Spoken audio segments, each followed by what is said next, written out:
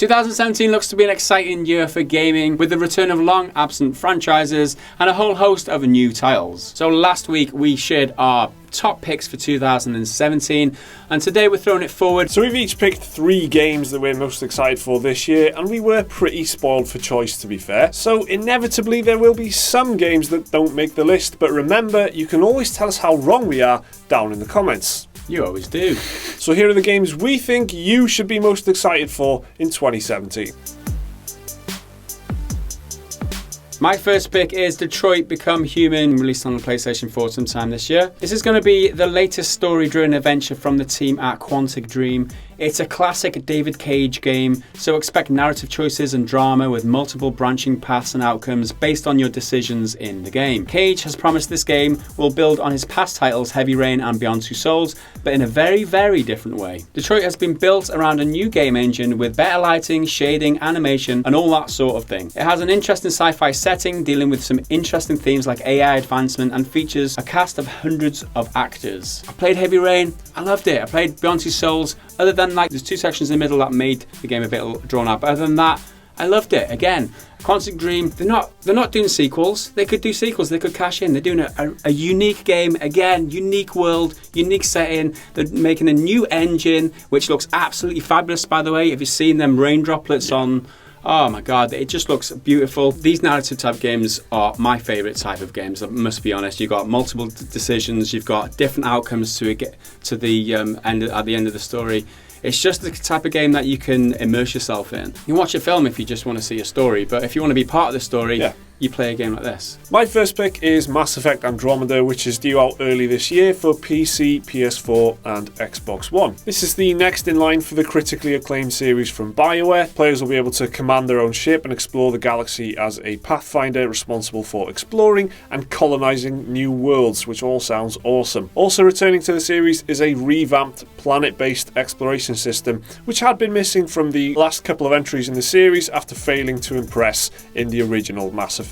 EA and BioWare have suggested that Andromeda will feature an adventurous story with a diverse cast of characters and rich backstories. Yeah, I'm really excited for this, because there's nothing else like it in gaming for me so far that gives you that experience of being a space captain and gives you all these options of like planets to explore, like a really great story, loads of characters, and again, similar to what you were saying about Detroit, you've got that kind of agency, like you can choose who dies and who lives, and you've got a lot of control over the plot up until the very end of Mass Effect 3. So hopefully they will have learnt lessons with Andromeda and just made it a bit more open-ended in terms of how the game actually finishes. You know, that is an important thing. If you're going to give us choices, you need to give us different destinations. Not just different colours of the same laser beam. Yeah.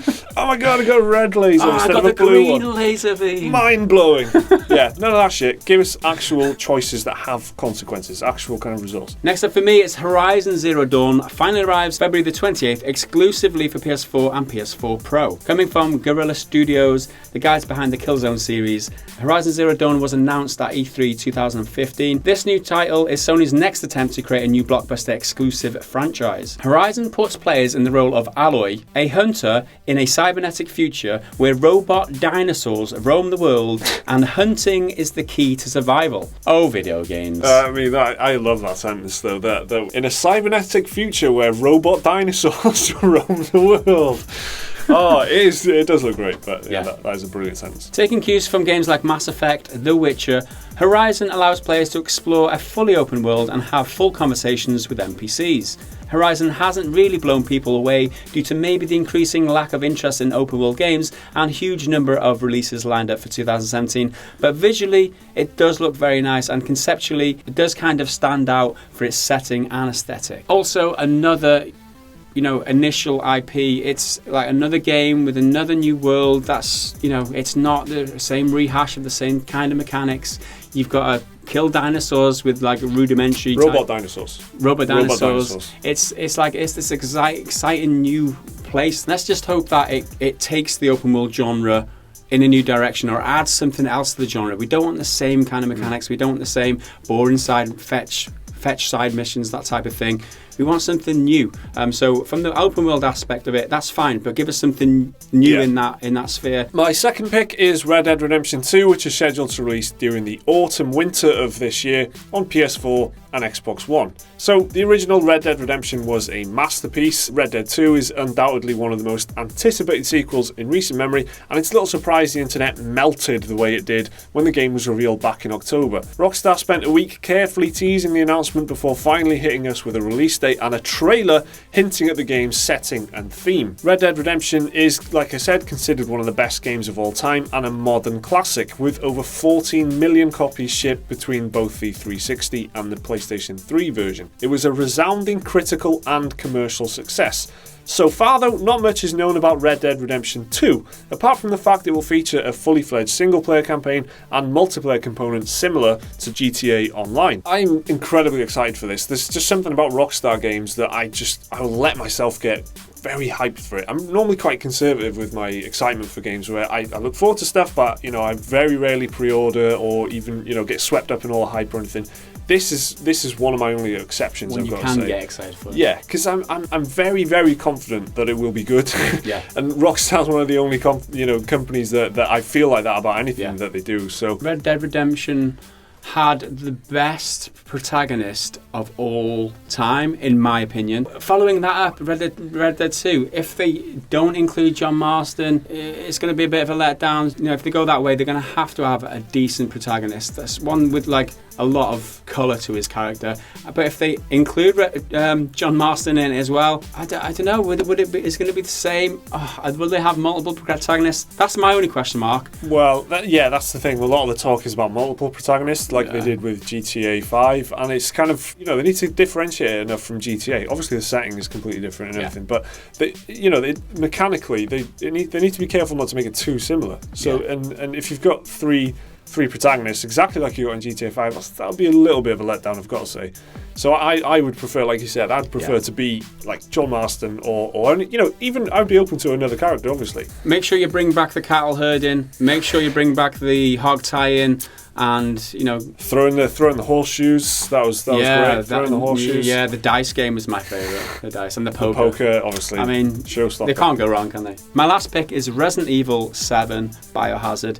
Releases on January 24th on PC, PS4 and Xbox One. Capcom will look to bring back the series' signature horror roots after straying far too close towards action in its last few entries. Stepping into the shoes of Ethan Winters, players embark on a journey to find his missing wife in the moody swamps of Louisiana, home to the villainous Baker family. Taking inspiration from games like Outlast and Alien Isolation, Capcom have traded the series' signature camera angles and tank controls for first-person scares. Since its reveal, Resident Evil 7 has attracted both positive and negative opinions, with franchise fans being split over the new style and drawing comparisons to Kojima's PT demo for the cancelled Silent Hills. I'm excited about this because everything that I've seen of the game so far looks impressive. I've played the demo. It was really good, quite immersive, first person. I like it. All the previews and all the articles that I've read from people who have played it that say it's possibly the first 10 out of 10 game of the year. One thing's for certain, I'm excited for this game. I think the last time they made a big departure like this was Resident Evil 4 when they changed the series. That was the best one. That was the best one. Exactly. It's the best one. They're trying different things in the same genre, which is admirable for the game developers these days. Likes of Ubisoft and Activision could learn a lot from that. So I think fair play to Capcom on this occasion, and specifically on this occasion. Let's see how it turns out. And my final pick is Legend of Zelda Breath of the Wild, which is due out early this year. Legend of Zelda is a series that needs no introduction, and there is always a ton of hype for the next game in the franchise, and Breath of the Wild is just no different. Nintendo said that this game will disregard the series' conventions and reinvent the wheel with fresh gameplay, similar to what can be seen in something like Dark Souls, like breakable weapons and little to no guidance in what you actually need to be doing. There's also talk that this could be a launch title for the Switch now, and I'm interested in the Switch. I'm excited about the Switch. I want to get it, and this is one of the main reasons. I love Zelda. Ocarina of Time was my kind of the game that made me realise that I love gaming. You know, it was that big kind of moment for me where like, oh my god, video games are amazing. So for that reason, it's still quite close to my heart, the Zelda series. Looking at this though, it looks really fresh, and it looks. I like the aesthetic of it. I like that they've learned lessons from other games, from Dark Souls and things like that, and that's why I'm really excited for this game. Yeah, me, not so much. Yeah, it looks great, but isn't it just another Zelda game? I don't know. I'm not a Zelda fan. You might have noticed. I've played one or two in the past. Is it worth buying a Switch for? This is why we picked 3 games each. I'm sorry, I'm ripping one of your choices apart here, aren't I? And finally, an honourable mention. Speaking of the Switch, it's due for release in March 2017. The latest piece of hardware from Nintendo is poised to redefine the idea of a console, with Nintendo's key design philosophy being that the Switch can be played at home, on the TV and on the go. Nintendo have created a hybrid console that is essentially a tablet that can be played at home through a docking station or as a portable device that can be taken out wherever you go. Following quickly from the disappointing Wii U, Nintendo are betting heavily on the unique design of the Switch to appeal to an older audience, backing this up with a campaign aimed at the 20+ audience. It seems that Nintendo are going to ditch the family-friendly appeal of the previous consoles in an effort to redefine their image. That's certainly true about the advertising campaign. Like, they're all like 20-something, kind of, you know, there's some dude on a sofa with his dog. The woman on the roof is turned into a meme. And yeah.